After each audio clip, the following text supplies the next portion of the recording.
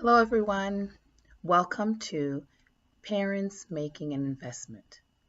Today, we are talking about how we as parents can make an investment through being the greatest influence in our children's lives. On this post number 23, you'll find in the paragraph, I briefly talk about my experience as a single parent with my child, and how I lived with my parents at the time. And so, yes, there were supporting adults. And so, therefore, I wasn't the only one that was a part of his life or his childhood, but how I had to come to the place where my goal was to be the greatest influence that my son had, even surrounding those other supporting adults. So if you would go back and just read briefly the paragraph of, just how we lived together and the things that he dealt with, and just some things that I shared about trying to listen to his grandparents and then trying to listen to me, which brought in confusion. So because the values that my parents guided me with as a child was different from the values that I wanted to guide my child with. And so that bred chaos when my child was little. But before even wanting to be the greatest influence in my child, what first had to start is the belief. I had to believe that I was and will be the greatest influence in my child's life. And I had to believe that, but also realize too that he wasn't going to become who I wanted him to be. I had to grab hold of that reality. And there were other people surrounding me, other adults that shared this with me. But so I took from that information and that wisdom and started applying it to raising my child. And so I had to realize early on that he wasn't going to become who I wanted him to be, but more so he was going to become who I was. And in the sense of the characteristics that I displayed in front of him, the values that I set in front of him, what I deemed as being important, and what I wanted to instill in him. And I had to model that out first. Before I could lay down those rules, I had to pretty much value the relationship that I wanted to have with him. And that relationship came out of communication. Now, I grew up in the islands and then also had parents that were from the islands. And so for the most part, their philosophy was you don't talk back to your parents. You don't talk when your parents are talking. You don't talk back. You don't respond. But to me, I was young. I was 19, and I felt like this is kind of that's not communication, because communication is a dialogue between two individuals. And so I desired to have a love of communication with my child that made him understand and know and wanted to know that what he said was just as important as what I had to say.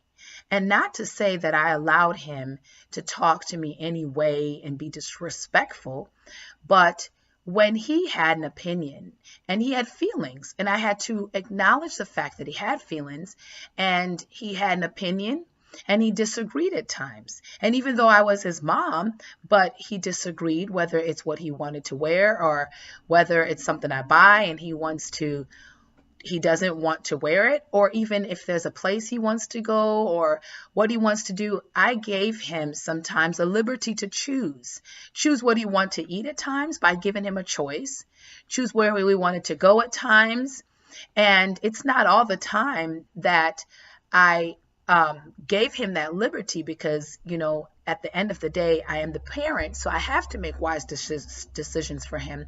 But I wanted him to know that his opinion, his feelings, all of that mattered. And so I wanted us to have that open communication, that he felt that he can communicate his feelings to me. And I wanted to impact him in that way by doing that, by modeling that behavior. So there were a lot of times that I talked to my son, and I didn't dump what I was feeling as a parent, as a single parent, dealing with the dad not consistently in his life. But there were just things that I did share with him, and I pretty much was transparent. He saw me, unlike the supporting adults in his life. He saw those supporting adults there. They were there. But he took what they showed him at face value. But for me, being his parent and being the consistent person in his life, he saw my good days. He saw my bad days. He saw when I was up, when I was down. He saw what it looked like when I was angry. And so I did not really want to put on this mask of being someone else, outside of the home than I was inside of the home. Yeah, there were times that outside of the home that I had to hide some of what I was going through, but he saw it inside the home. And so I wanted to be transparent with him so he knows that what I'm going through is real. What we're dealing with is real. And so I try to be the greatest influence by being transparent with him. And that's not showing him and telling him and talking to him about all the things that an adult deal with, because you don't want to burden your child down and stress them out by what you're going through and the issues in your heart as an adult. And so I didn't really pin that on him, especially the stuff that I was going through with his biological father. There were things I didn't share, and there were things I did not let him know that his father was going through, and I protected him. I felt that the wise thing for me to do in that moment was to protect my son from a lot of information, because I also wanted him to have a relationship with his dad. Now, the relationship part was up to his dad, but on my end, I wanted to make sure that I tried my best to open that door.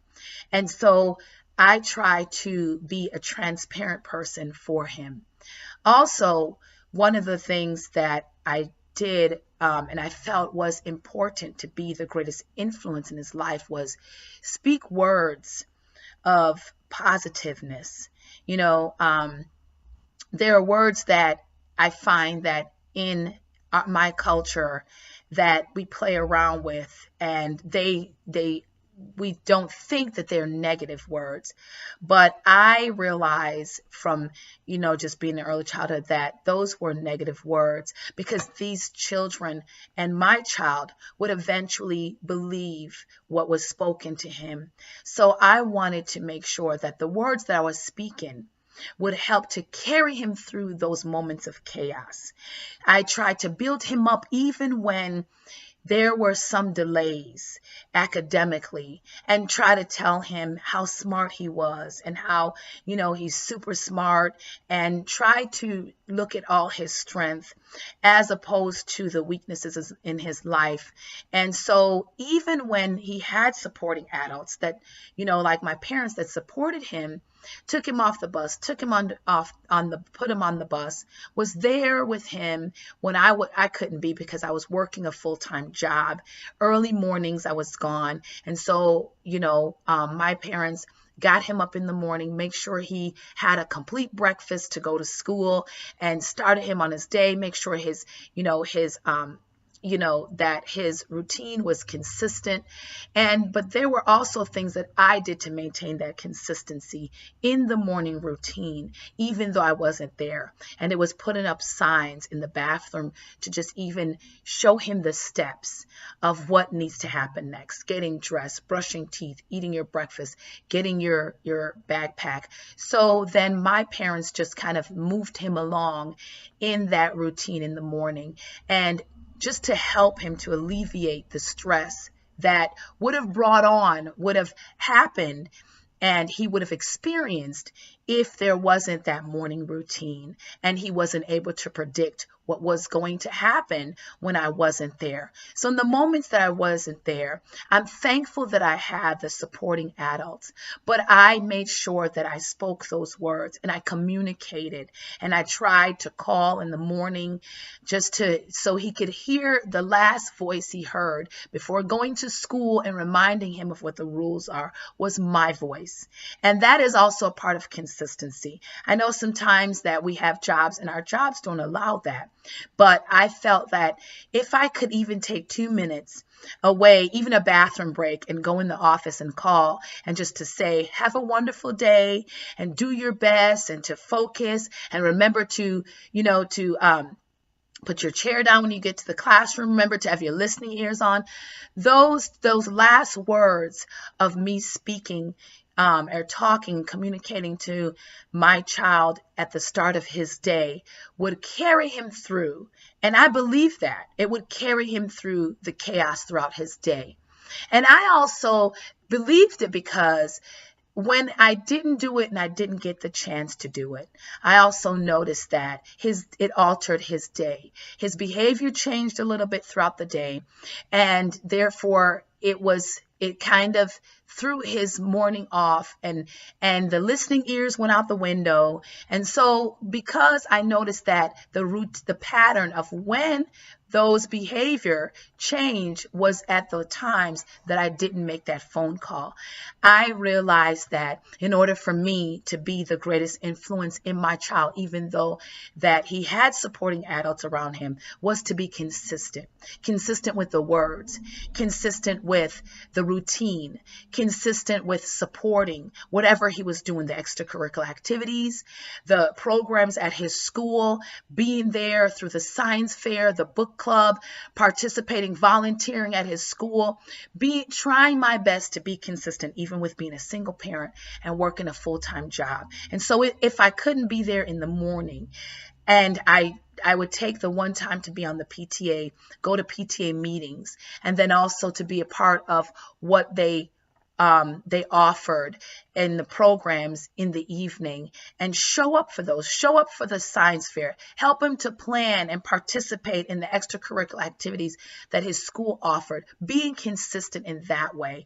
And so then he knew that even though he had all these other supporting adults around him, and even though they were there and they helped him along the way, but he relied, and he can rely on my consistency in different areas of his life. And so with communicating and being consistent and speaking those words and just even believing that I was the greatest influence in his life helped to carry us through the chaos and even those moments and the experience of being a single parent, because being a single parent is not easy. And when you do have the help, it's wonderful, I'm telling you, as a parent, to appreciate the supporting adults that you have surrounding you. But that doesn't mean that the burden of a single parent is completely lifted. It doesn't mean that then you don't take accountability for being that parent. It doesn't mean then that you don't want and desire to be the parent that will impact your child the most. It doesn't mean that then you don't be responsible and be consistent and show up and have that communicative, loving relationship with your child. Oh, because there's other supporting adults there, they'll do it. They'll take care of my kid. No, that's not what it means. It just means that when you are not able to fulfill your role as being a single parent, that you can rest assured that there's other people to come alongside of you and help you in that role, but not to govern the role and take place of who you are. You are your child's parent. You are the greatest influence in your child's life. You will be. But you have to believe that you can be and that you are. So that way your lifestyle and the choices that you make even as a parent will impact and influence your child in such a way that you will become the greatest influence in your child's life. And so therefore today, remember that you are your child's greatest influence. You can be your child's greatest influence. And there are ways in which being the greatest influence in your child's life can happen. So remember those steps today and begin there. If you don't know where to start, just start by believing in yourself, that you are your child's greatest influence. And then make sure that you have a communicative relationship with your child and speak words of encouragement and positive words that will help your child and carry them through the midst of the changes, the situations, the chaos, and the experiences that they go through as a child. And most of all, but not least, be consistent.